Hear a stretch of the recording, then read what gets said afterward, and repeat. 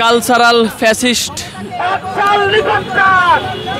ফ্যাসিস্টদের boycott এবং জুতা কর্মসূচি চলছে। দর্শক, আমরা আপনাদের সরাসরি দেখানোর চেষ্টা করছি যে গতকালকে শেখ মুজিবুর রহমানের মৃত্যুবার্ষিকীতে তারা শ্রদ্ধা ফেসবুকে পোস্ট দিয়েছে, শ্রদ্ধা নিবেদন করছে। তারই পরিপ্রেক্ষিতে সাকিব খান থেকে শুরু করে জয়া আহসান, চঞ্চল চৌধুরী,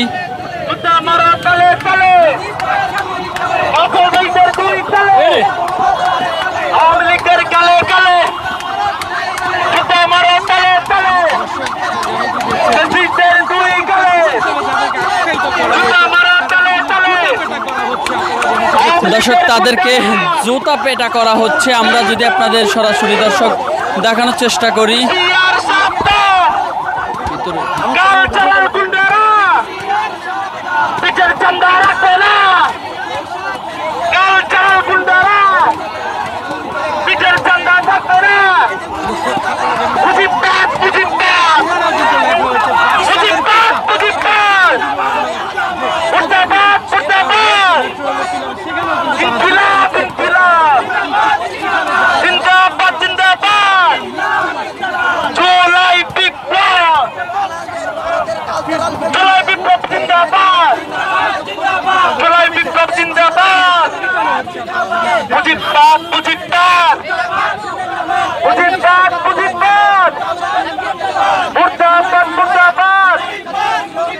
আওয়ামী লীগের গুন্ডারা হুঁশিয়ার সাবধান, কালচারাল প্রতিষ্ঠা হুঁশিয়ার সাবধান।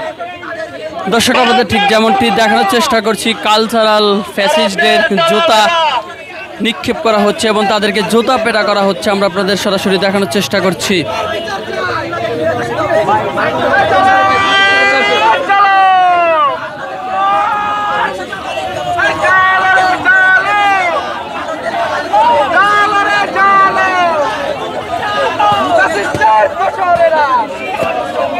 হুঁশিয়ার সাবধান, কালচারাল ফ্যাসিস্টরা হুঁশিয়ার সাবধান। তুষারের দুই গালে, সাকিব খানের দুই গালে, সাকিব খানের দুই গালে জুতা মারে তালে তালে। বিচার বিচার চাই। সে একদলীয় বাকশাল প্রতিষ্ঠা করে। এই একদলীয় বাকশালের মধ্য দিয়ে আমরা দেখতে পাই এদেশের মানুষকে প্রায় 30 থেকে 40,000 জাসদ, ইসলামিক দল এবং নানান মানুষ ডাকাত আখ্যা দিয়ে তাদেরকে গুলি সর্বহারা, এবং বাংলাদেশের সবচেয়ে বড় মাওবাদী নেতা কমরেড সিরাজ শিকদারকে শেখ মুজিব হত্যা করার পর সে সংসদে বলছিল সিরাজ কোথায়। আপনি আমাকে বলেন, একজন রাষ্ট্রপ্রধান কিভাবে একজন দেশের নাগরিককে বিচার বহির্ভূতভাবে হত্যা করার পর সে হুঙ্কার দিয়ে বলে আর সিরাজ কোথায়। আমরা মুজিবের যে অপরাধ, সে অপরাধকে এবং তার যে ইতিহাসটা নির্মমভাবে পাঠ করতে চাই। আমাদের যে মুজিবকে কাল হিসেবে ধরা হচ্ছে, মুজিবের মধ্যে দিয়ে আমাদের যে মুজিব বন্দনা করা হচ্ছে। আপনি খেয়াল করে দেখেন 1975 সালের 15ই আগস্ট যখন সেনাবাহিনীর যে বিদ্রোহ এবং বিপ্লবের মধ্য দিয়ে 75-এর বিপ্লবের মধ্যে দিয়ে শেখ মুজিবদের উৎখাত করা হলো। এই উৎখাতের মধ্য দিয়ে আমরা একটা সোনালী যুগে আবার গেলাম।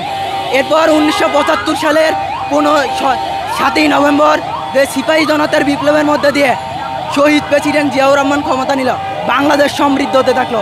কিন্তু শেখ মুজিব কী করছে, তার ছেলেকে দিয়ে সে কালোবাজারি করাইছে। কালোবাজারের মধ্য দিয়ে বাংলাদেশে দুর্ভিক্ষ তৈরি হয়। দুর্ভিক্ষ তৈরি হওয়ার কারণে 10 থেকে 15 লক্ষ মানুষ না খেয়ে মারা গেছে। আপনি ইত্তেফাকের যেই নিউজগুলো আপনারা দেখতে পারবেন, ওই সময় প্রতিটা জায়গায় শুধুমাত্র গুলিস্তানে প্রতিদিন 70 থেকে 80টা লাশ পড়ে থাকতো, না খেয়ে কঙ্কাল ছাড়া দেহ। আমাদের দেশের এই যে মানুষগুলো না খেয়ে মরলো এবং মুজিব যে এককভাবে তার সম্পদ অর্জন করলো, বিক্ষোভ যে আমাদের ক্ষোভ যে মুজিবকে সামনে রেখে, যে জয় বাংলাকে সামনে রেখে এই নিরস্ত্র ছাত্র জনতার উপরে আপনারা দেখেছেন আপনাদের সাংবাদিক ভাইরা হত্যার শিকার হয়েছে, আপনারা সংবাদ কালেক্ট করতে পারেনি, আপনাদের উপরে চড়াও হয়েছে। এই যে পুলিশ লীগ, এই যে আওয়ামী লীগের যে হায়নারা, তারা আপনাদের উপরেও চড়াও হয়েছে, আপনারাও তো এটা নীরব সাক্ষী। তো সেই বাকশাল মুজিবের সেই যে মুজিববাদ, সেই মুজিববাদ আবার কায়েম করার জন্য একটা পক্ষ মাঠে নেমেছে, একটা পক্ষকে ইনফ্লুয়েন্স করা হচ্ছে, আর একটা পক্ষকে টাকা দিয়ে তাদেরকে মুজিবের পক্ষে স্লোগান এবং মুজিবের পক্ষে পোস্ট দেওয়ার যে আমরা হিরিক গতকালকে দেখেছি, তারই পরিপ্রেক্ষিতে তারই বিক্ষোভ, আমরা বিক্ষোভে যে ছাত্র জনতা ফেটে পড়েছে, সেই বিক্ষোভের বহিঃপ্রকাশ হচ্ছে আজকের এই জুতা নিক্ষেপ কর্মসূচি। একটা কথাই বলতে চাই, যে ছাত্র জনতার বুকের তাজা রক্তের উপরে সরকার হয়েছে, সেই সরকারে বসে আসিফ নজরুল কুসুম বিচার করবে, সেটা আমরা কোনোভাবেই মেনে নিতে পারি না। এই শাওন আমরা লীগ আমলে দেখেছি, সে একটা সফট লিগার এবং ভারতের তাবেদারি করে, সে ভারতের তাবেদারি করে করে বাংলাদেশকে আবার একটা ভারতের করদ রাজ্যে পরিণত করার যে প্রচেষ্টা, সেই প্রচেষ্টায় শাওন নেমেছে। আমি আসিফ নজরুলকে হুঁশিয়ারি দিয়ে বলতে চাই, আসিফ নজরুল যদি এদেরকে অতি দ্রুত এদেরকে গ্রেপ্তার করতে হবে, আইনের আওতায় আনতে হবে। আমরা বলেছি যে 2024 প্রতিষ্ঠিত হয়েছে মুজিববাদের ধ্বংসের মাধ্যমে, হাসিনার ধ্বংসের মাধ্যমে, হাসিনার কুকর্মের মাধ্যমে। তারা যদি আবার কেউ সেটাকে পুনরুজ্জীবিত করতে চায়, তাদেরকে আমরা কোনোভাবেই মেনে নিব না ইনশাআল্লাহ। আমরা কোনো ব্যক্তিকে কেবলমাত্র একক তার একদিক থেকে বিচার বিবেচনা করতে পারি না, হচ্ছে মানুষকে বিচার বিবেচনা করতে তার সার্বিক দিক থেকে।